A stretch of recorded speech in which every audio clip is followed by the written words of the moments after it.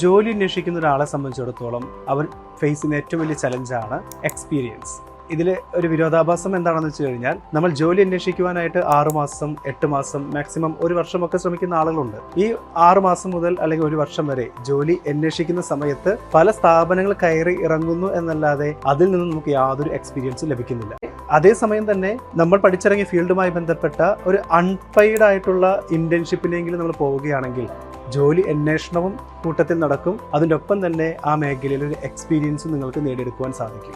ആദ്യത്തെ ഇന്റർവ്യൂവിൽ നിങ്ങൾക്ക് എക്സ്പീരിയൻസിന് ആൻസർ ഇല്ലെങ്കിൽ 6 മാസം കഴിഞ്ഞിട്ടുള്ള ഒരു ഇന്റർവ്യൂവിൽ തീർച്ചയായും നിങ്ങൾക്ക് ഒരു എക്സ്പീരിയൻസ് കാണിക്കുവാൻ സാധിക്കും. സ്ഥാപനങ്ങൾ കയറി ഇറങ്ങുന്നതിൻ്റെ ഒപ്പം തന്നെ ഇന്റേൺഷിപ്സിലൂടെ ആ മേഖലയിലെ ഒരു എക്സ്പീരിയൻസ് ഉണ്ടാക്കിയെടുക്കേണ്ടത് അത്യാവശ്യമാണ്. ഒരു 6 മാസം കഴിയുമ്പോൾ തൊഴിൽ അന്വേഷണത്തിൻ്റെ ഒപ്പം തന്നെ നിങ്ങൾ എക്സ്പീരിയൻസ്ഡ് ആയിട്ടുള്ള ഒരു കാൻഡിഡേറ്റ് ആയിട്ട് നിങ്ങളെ പ്രസന്റ് ചെയ്യാനായിട്ട് സാധിക്കും. പലപ്പോഴും നമ്മുടെ ഉദ്യോഗാർത്ഥികൾ ഈ ഒരു കാര്യത്തിൽ പൈസ കിട്ടാതെ ഞാൻ പണിയെടുക്കേണ്ടേ എന്നൊരു മനോഭാവം ഉള്ളത് കൊണ്ട് ഈ ഇന്റേൺഷിപ്പിനെതിരെ തിരിഞ്ഞു നിൽക്കുന്ന ഒരു സാഹചര്യമാണുള്ളത്. ശരിക്കും നമ്മൾ ചെയ്യുന്ന നമ്മുടെ ഇൻവെസ്റ്റ്മെന്റ് തന്നെയാണ്, ജോലി അന്വേഷണത്തിന്റെ ഭാഗമായുള്ള ഇൻവെസ്റ്റ്മെന്റ് തന്നെയാണ് ഇന്റേൺഷിപ്സ്.